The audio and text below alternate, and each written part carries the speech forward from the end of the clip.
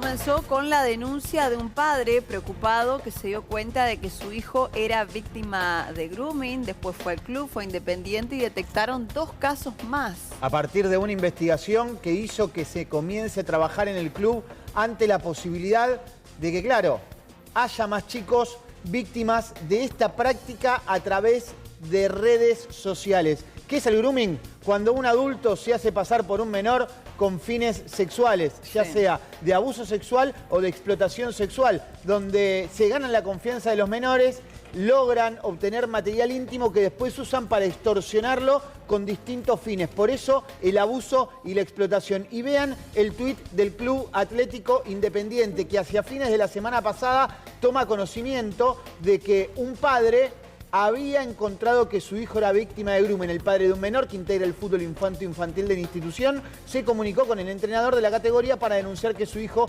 había sido víctima de grooming. Inmediatamente se activó el protocolo pertinente y las autoridades del club recibieron a la familia en la sede social junto con los responsables de las áreas correspondientes y pusieron a disposición toda la asistencia necesaria para preservar la salud psicofísica del menor. A partir de esta intervención interna del club, se dan cuenta que había 2 hechos más. Claro. Y ya son 3. A partir de un padre que denuncia. Un padre que denuncia. Mi hijo es víctima de grooming. Se lo dice al DT. Y está bien. Estuvo bien, sí. Porque el técnico da aviso a las autoridades que comienzan una investigación interna, el protocolo interno de cada institución, que deviene en el conocimiento de otros 2 hechos. ¿Qué hicieron el viernes? Fueron y lo pusieron en conocimiento de la justicia. Hoy van a ampliar la denuncia. Nosotros vamos a profundizar en este tema con Hernán Navarro, es director ejecutivo de Grooming Argentina, magíster en educación digital y tiene la amabilidad de atendernos. Hernán, buenos días, ¿cómo estás? ¿Qué tal? Buenos días, placer hablar con ustedes. Lo mismo decimos. Bueno, lo marcaba recién, ¿no? Fundamental el alerta que activó este padre que se comunicó directamente con el técnico de Independiente y a partir de allí pudo activarse el protocolo y detectar otros casos. Sí, fundamental. Fundamental cuando la red primaria, la red de contención funciona. Esto me parece determinante. Lastimosamente no podemos evitar que una institución, ya sea un club, una escuela, tenga o que sufrir o que padecer una situación de estas características. Lo que sí ponemos en valor y trabajamos muchísimo es qué pasa cuando una situación sucede, cómo reacciona esa institución. Bueno, en este caso particular se generaron los protocolos pertinentes para poder avanzar hacia rápidamente una denuncia. Nuestro equipo estuvo acompañando a la comisión directiva y a los equipos técnicos para dar detalles desde lo técnico, porque son delitos nuevos, son delitos, son delitos que ya tienen más de una década, pero que la percepción de las instituciones aún se conciben como nuevos, como sorpresivos, Claro.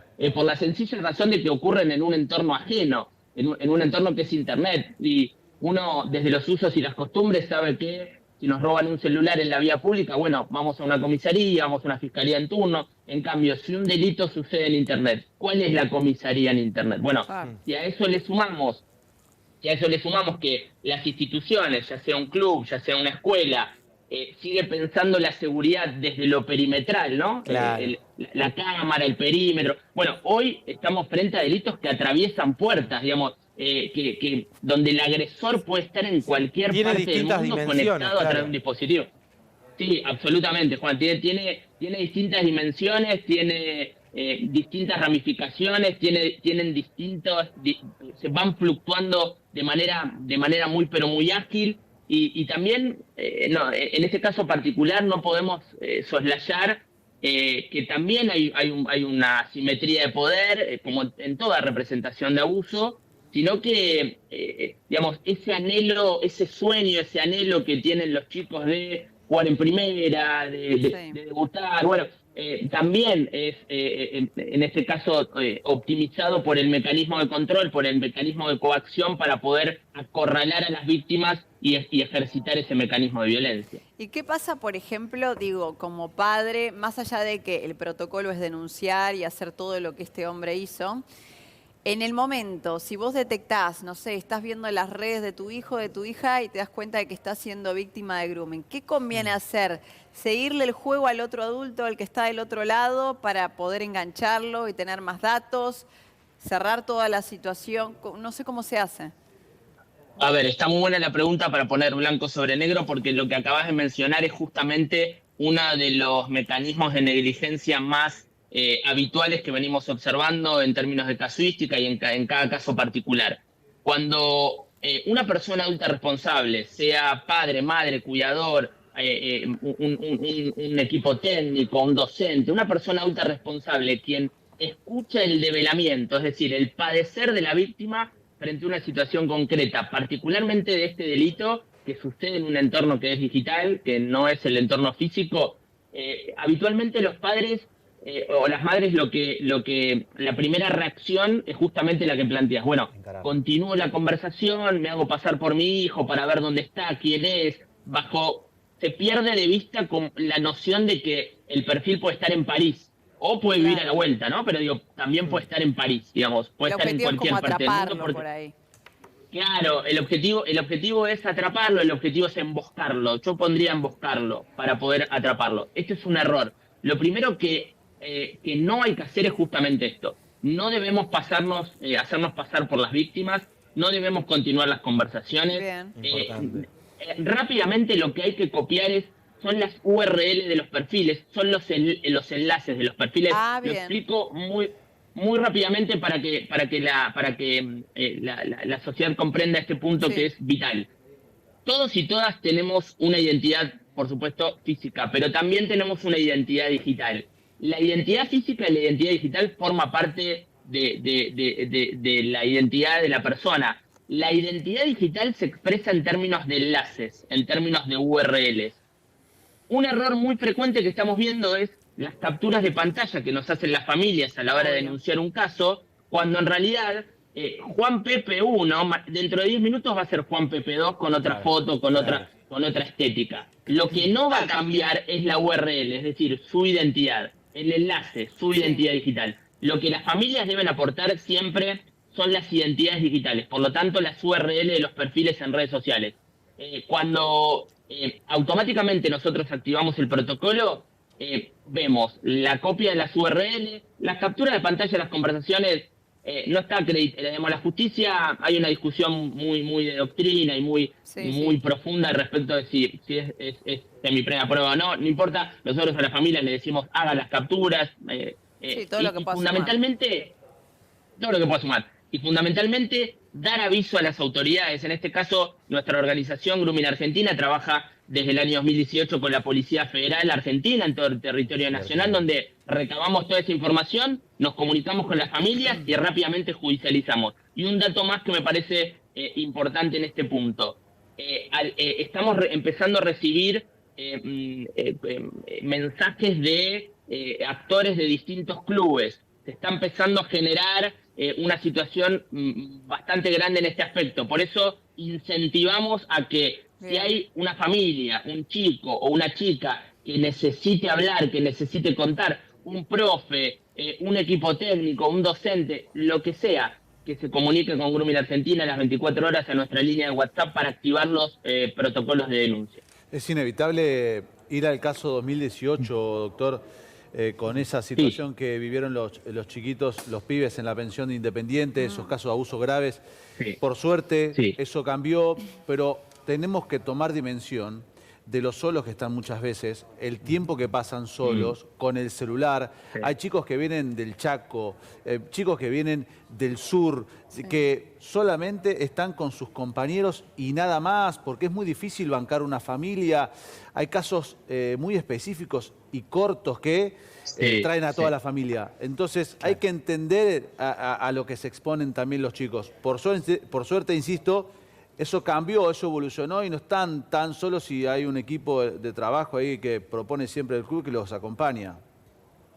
Sí, es muy interesante lo que traes, porque mientras te escuchaba pensaba en esa situación de doble vulnerabilidad, ¿no? Donde el dispositivo es es el canal para poder comunicarse con una familia que está lejos. Claro. Y fíjate cómo los chicos empiezan a moverse, ¿no? En las concentraciones, en los viajes, en los grupos de WhatsApp. Hay mucho mundo adulto alrededor. Bueno, son situaciones que por supuesto que hay que prestar muchísima atención. Por eso nosotros, particularmente en este aspecto, con Independiente y con los distintos clubes que estamos comenzando a trabajar desde las instancias de prevención primaria, bueno, también vamos aportando un modelo que está funcionando en el mundo, particularmente en Europa, en distintas federaciones, que es el modelo de safeguarding. El modelo de safeguarding es un responsable de la protección integral de los derechos de las niñas, niños y adolescentes, independientemente de las disciplinas, porque este tipo de delitos va socavando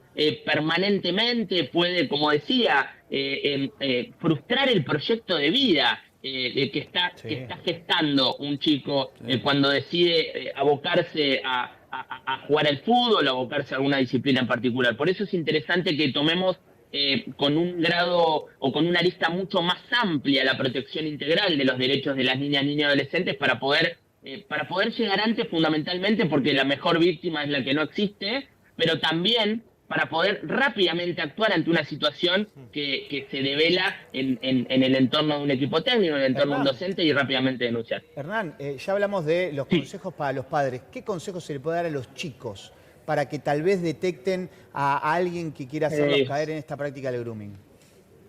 Y a ver, estamos ahí la respuesta larga sería, en realidad no encuentro una respuesta corta, es una respuesta larga porque depende, estos son delitos que son multifactoriales, son multicausales. Te repreguntaría y te diría, bueno, depende de la edad, porque si nos dejamos llevar por el acceso a las pantallas hoy en la Argentina se ubica en los países de mayor acceso prematuro en América Latina, lo medimos, ya son 4 de cada 10 niñas y niños quienes acceden al primer dispositivo móvil antes de los 9 años. Yo de hecho hablo de la emancipación digital. Un padre, una madre que le da un celular a un niño, automáticamente o simbólicamente le suelta la mano, porque en realidad ese niño comienza a construir su identidad digital en un juego, en una red social, cada vez en edades más prematuras. Por eso acá hay que trabajar fundamentalmente en la toma de conciencia, que la comunidad toda, que la sociedad toda comprenda que hoy la violencia no ocupa lugar ni espacio. La mecha que se enciende en un aula puede detonarse en la habitación, o la mecha que se enciende en la habitación puede detonarse en el aula, en el club, digamos. Estamos frente a situaciones donde la violencia se expresa en clave digital y seguimos pensando un mundo. Por eso digo, es muy profunda y a la vez muy interesante tu pregunta, porque nos obliga a repensarnos como mundo adulto. Acá el gran desafío, más allá de poner el acento en las infancias y adolescencias, el gran desafío es del mundo adulto, que no está logrando primero acompañar y después no está logrando comprender que la violencia se expresa en clave digital y que el mundo no se debe diferenciar entre lo físico y lo digital. Hablamos del mismo mundo con distintas representaciones. Por eso el mensaje a los chicos en lo particular tiene que ver con entender que asumir una identidad digital es asumir una responsabilidad enorme y que hay que contemplar una serie de medidas excepcionales para poder proteger mi integridad sexual. Por eso, en ese aspecto particular, la educación digital, pero hay un punto, la educación digital aún no existe en la Argentina. Yo en este momento estoy en Santa Fe, en la primera provincia en la cual se adopta una política pública tendiente al reconocimiento de la educación digital. Es decir, a los chicos les seguimos hablando de los dinosaurios, pero no de la contemplación de la IA, la erupción de la IA. Entonces estamos en un momento clave para poder reposicionarnos o resignificar el sentido que le estamos dando a la protección, porque la protección es incompleta. Uno analiza las situaciones y vemos que la protección de las niñas, niños y adolescentes es incompleta porque se sigue pensando en clave física y no en clave digital. Doctor, muchísimas gracias por este